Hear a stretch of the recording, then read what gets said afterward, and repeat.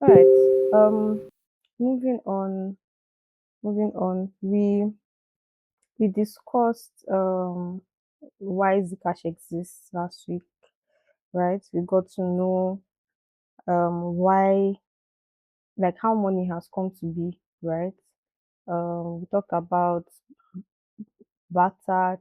We talked about um, you know, the whole trading with calories, trading with yeah, trading with calories, then trading with paper money, then the whole digital money thing, bank transfers, and then we talked about the evolution of blockchain, Bitcoin and all of that. And yeah, today we're talking about why Zcash exists. So let's follow through. So yeah, we learned about why Zcash exists last week, like I said, and I feel like I've seen quite some of our submissions. I want to say that first off, thank you to everyone who took out time. Oh, this is crazy. Who took out time to participate in the challenge at the end of the class, right? Because it just helped us to see how much um of what we talked about that people were able to get, right? So yeah, thank you for that, guys. I think I saw a couple of submissions and some who sent to me to review. Yeah, I saw a couple of stuff. One thing though, I think I noticed something generally. Most of us were really trying to, tell us that yes, we were there. I was present. I was in class. I saw what was happening, right? But we are trying to get what we're trying to see with that challenge was okay, how well it's one thing to know something, right? It's one thing to have knowledge and it's another thing to be able to pass it. That's why we had that challenge. We want to see how you would be able to tell somebody else about it. We don't want you to repeat our own words, verbatim like that. So yeah, that's mostly about it. But like I said, moving on. So today we'll be talking about you know the history of um Zcash, right? So I'm going to start by um I'm going to start by kind of talking about the history of Bitcoin in a way, right? So before Bitcoin came, right, we already transacting like digitally, like sending money via transfers, even though it was not really like happening in our country as of 2009, but there were countries where like digital cash was already a thing. People were already working with like wire transfers, bank transfers, and all of that, right? Then that's why Bitcoin, the people over there who were experiencing the problems that this digital money was bringing, right, decided that, oh, we have to change that, we have to do something about it. And the whole Satoshi Nakamoto story, I'm sure a lot of us would, if you are a crypto person, you probably have heard about Satoshi Nakamoto. You know, some people say Satoshi is one person, some people say it's like a group of people. So, whichever it is, right? So, we just had Satoshi Nakamoto introduce Bitcoin, right, for the first time. And this meant that people could, send money, directly to another person, right, over the internet without needing a bank or any central authority or any middleman, right? And for the world of finance, it was more like a breakthrough, right? Because I mean, what do you mean I can send money to someone and the government does not have any hand in it? My bank does not have any hand in it, that kind of thing. So it was a breakthrough, right? And for everyone, it just meant that you know money can actually be decentralized. Money does not have to be controlled by a higher body, does not have to be controlled by the government, all of those things. And it just meant that before, how it is to open a bank account. Let's not even before, even let's talk about today. You need your BVN, you need your NIN. That's for Nigerians, right?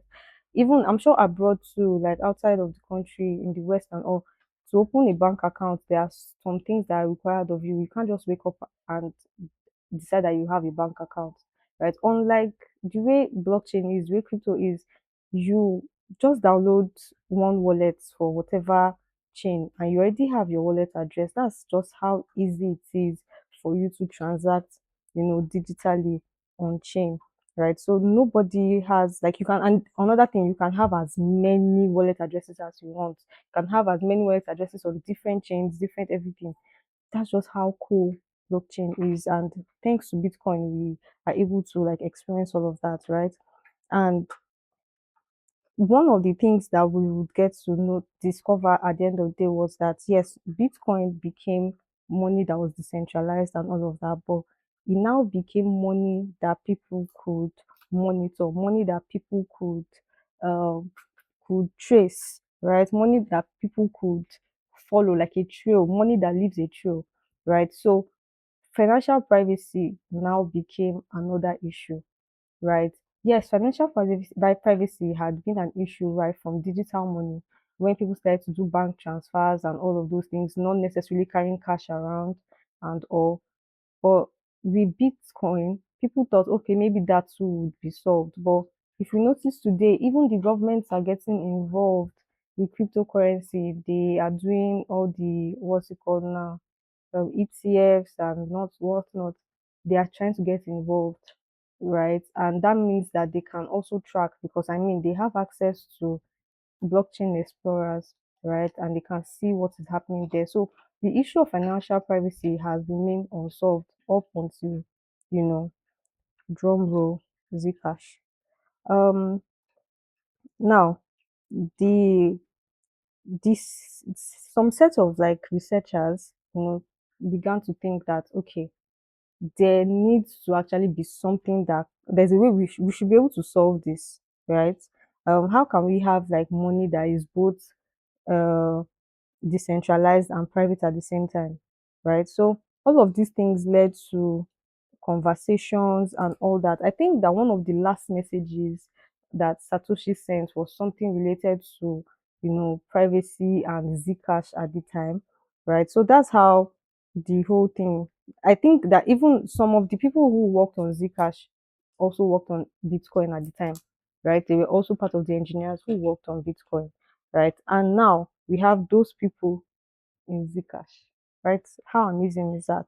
So yeah, in the beginning, the entire research and all brought us to something called zero coin. That's like the earliest name that Zcash had.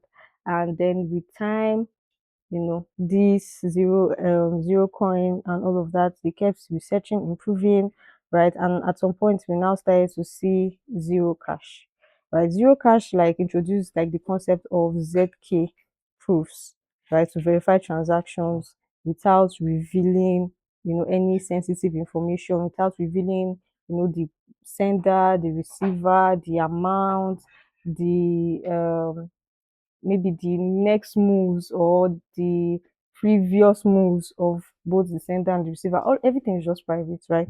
So yeah, that's how zero cash like came to be, right? And this whole breakthrough that we have in cryptography, in blockchain, that's what laid the foundation that, that would later be known as Zcash, right? The Zcash that we know today. So yeah, so when you hear zero knowledge proof, ZK this, ZK that, ZK sync, ZK snacks, when you hear succinct, kinikon, all of those things are thanks to, the people that worked on zero cash, which has evolved today to the Zcash that we know and all that. So yeah, um, so in 2016, the entire zero cash thing now became an actual real cryptocurrency, right? And that cryptocurrency became Zcash. So instead of creating like an entirely different vision for digital money for everything that Bitcoin has built. Zcash built on that foundation that Bitcoin already laid down, right? And they added a strong financial privacy layer, right? It allowed our users to be able to choose basically between transparent transactions and the shielded transactions. So they had like users were able like are able to like how do I put it, to control what they want to reveal to the world, right? Able to say, okay, this is what I want people to know about, this is what I don't want people to know about, and all of those things. And so this made Zcash one of like the very first cryptocurrencies, one like to advance zero knowledge tech into like everyday payments, right? All of these things before, nobody, it was just mere talk, right? So, and as you can see, our founder Zuko Wilcox was one that actually led the whole Zcash thing, right? And he worked alongside Matthew Green, Ellie Ben Sassin. I'm sure you must have seen these guys on Twitter. I think Ellie Ben Sassin is very, very popular, like at least in my own books. Yeah, so yeah, then all of these people worked with all these wonderful people, Christina German, Ayanias, Madas Verza, Alessandro Chiesa, all of these great people, right, came together and worked on what we have today, right? So yeah, these people did everything. And one thing that you know about Zcash is that everything they do is open source, right? They make sure that like the entire world is seeing it. Nothing is really, really like they're not they build in public. When you hear build in public, that's Zcash for you, right? So over time, um I think I've discussed this already, right? The fact that it was launched in 2016 and all that. So over time, Zcash has evolved, right? It never stops evolving. I mean, even in this short 1 month, I'm sure that you'd have seen a lot of like work that has been going on in the ecosystem. That's just how active, the Zcash ecosystem is. Like it's so it's so active, like its engineers, its builders, they are forever working. That's one thing. And we've seen a lot of evolution you get with um research and all the work that is going on, right? And we've had so many upgrades, like from the very, very beginning. We've had the shielded pool upgrades, we've had sapling, we've had orchard pools, we've had a lot of things. We've had a lot of things actually come up. We've had a lot of network upgrades, like we get to see some of like the important milestones actually, right? This the sapling was like the very, very first like shielded pool, right? That we get to see and all that. So yeah, this is like with sapling, we started having faster shielded transactions. Although you can imagine if we are saying that sapling was faster, and you can see what we are doing today with orchard, you can see what we are doing today with what's it called, you can see what we are expecting, like the one that we're expecting with Ironwood and all that. Like crazy times, definitely. So yeah, we've had a lot of evolution, right, during this short 9+ years of Zcash's experience, right? So we've had different. When you see NU5, NU6, NU7, NU6 point something, NU there means network upgrade, right? Is how we term it in the Zcash ecosystem. So yeah, like I said, we've had a lot of upgrades like over time, right? I just decided to list just a few of like the major important milestones, right? So Zcash is just that project that keeps working, never stops. Like there's no resting time. They don't wait for things to happen. They're always thinking like faster, thinking ahead, right? Because the tech that Zcash is operating on is something that from time to time you just have to keep yourself up to date, basically. And our engineers are doing a great job. Honestly, kudos to them. So yeah, we will be doing a few things today. Just to explain the journey from Bitcoin to Zcash in your own words, right? Please try to focus on the story. It's not bad if you like know the dates, know all of these things and all, you you need to actually remember like the important things that actually happened, people that were involved. At least I know that the most famous of all the people involved with Zcash, like I mentioned earlier, is Zuko. At least you should be familiar. I don't want a situation whereby you're in Zcash and you don't know who Zuko is. Is it possible? I want to believe that that's not possible, right? So you just get to know how the journey started. When people talk about the fact that Zcash used to be like is a fork of Bitcoin. You know where the story came from, right? You know how that happened, right? So those are the things that we want you to be able to explain in your own words and be able to like share with your own audience, right? When you're making your content. Um. So yeah, we will be stopping here for now, and I'm going to stop sharing my screen right about now.